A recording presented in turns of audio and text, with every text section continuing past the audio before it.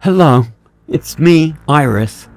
I have encountered so many monstrous things that I had to buy myself a brand new car just to continue my work.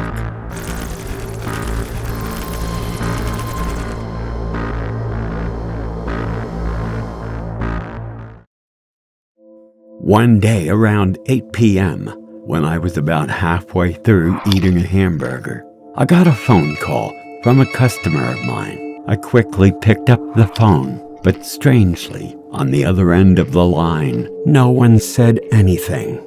Thinking that I was being teased by someone, I hung up. About 5 minutes later, I got another phone call from the same number. But like the previous time, on the other end of the line, no one said a word. A few moments later, I got a message. This time, the person texted me saying the signal from where they were texting me was weak, so they only attached their address to the message for me to go pick them up. Fortunately, the GPS tracking device worked fine this time.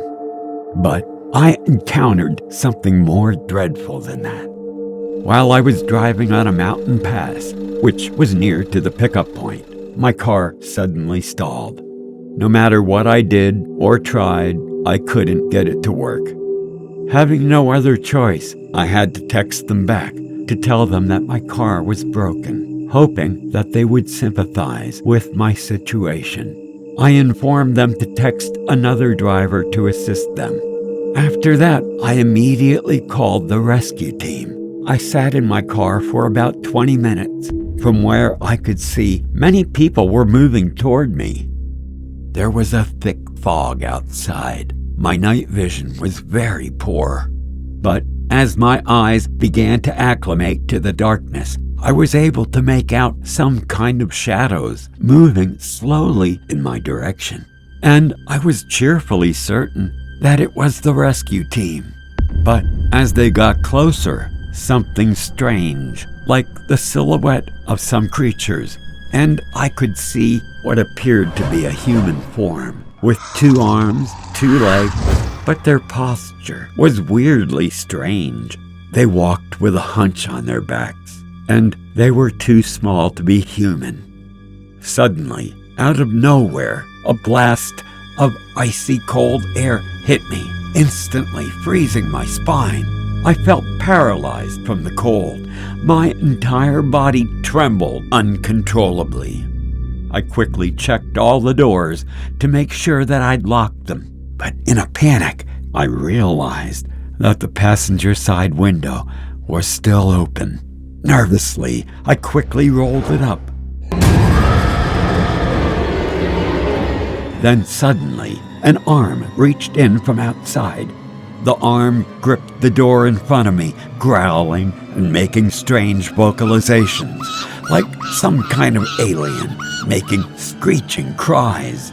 And then I realized that it was strangely similar to the cries of a monkey. Right in front of me was this long, thin arm full of fur. I panicked and began kicking it. The monkey-like creature appeared to be hurt. It forcefully yanked its arm back out of the car. In that moment, I quickly and quietly chose to protect myself by securely locking my car, hoping to remain undetected inside my little cocoon. Then there was a dreadful silence. It seemed as if all those monkey-like beasts had left. The inside car windows were all fogged up, making it almost impossible to see anything outside. Somehow, I must be able to know if those creatures are still here. I had to regain my composure, but the fear of what happened outside terrified me so deeply that I couldn't move a muscle. Now, I had to face this situation alone. I mustered up the courage and forced myself to overcome my terror. So I took a deep breath. It was now or never. But before I could do anything, I discovered strange, weird handprints on the car's misty windshield. I was so frightened These handprints or footprints were unlike anything I'd ever seen before. And now I could hear some kind of gibberish chatter coming from outside. It appeared that these unknown devilish monsters were still here. And, along with their screeching, it became clear to me that whatever kind of beings they were, and I was convinced that they were not here to make friends. The only thing I could do at that moment was close my eyes, cover my mouth, and nervously wait for them to leave. About 5 minutes later, everything was quiet again. I turned on the wipers to remove the mist from the front window. However, as soon as the mist was cleared, I could see dozens of monkeys gathered on the road. They were standing still, their posturing clearly affirmed to me that these strange life forms were looking at me as if I were about to become their next meal. All of their freakish red eyes were fixed on me, as if they were collectively plotting my fate.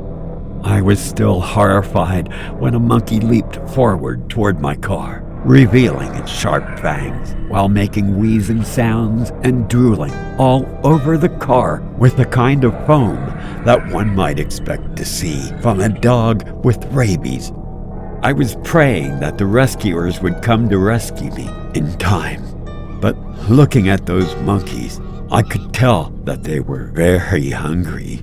Suddenly, I remembered the fried chicken thighs I bought for my wife earlier. With no other choice, I reached over to lower the window and throw them some food.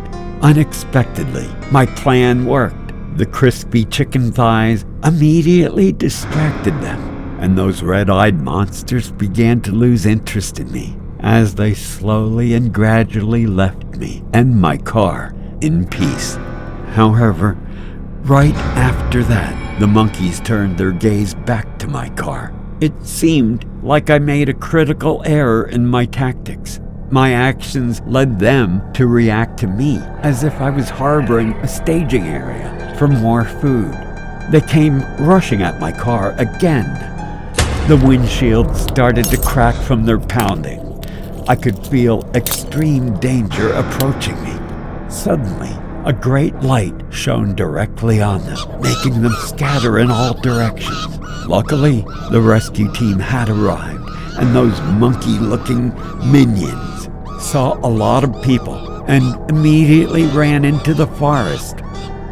I took my car to the garage, but the mechanics told me that my car was beyond repair and that it could no longer be serviced. My car was completely destroyed by those primates. But what frightened me even more was the picture of the car's condition from last night's assault. The entire car was covered with bizarre, sticky, human-like fingerprints, footprints, whatever. I could not tell if they were actually monkeys or if they were made from some other ape-like, scary monster. However, this was a story that haunted me and reminded me never to drive on those remote mountain passes ever again.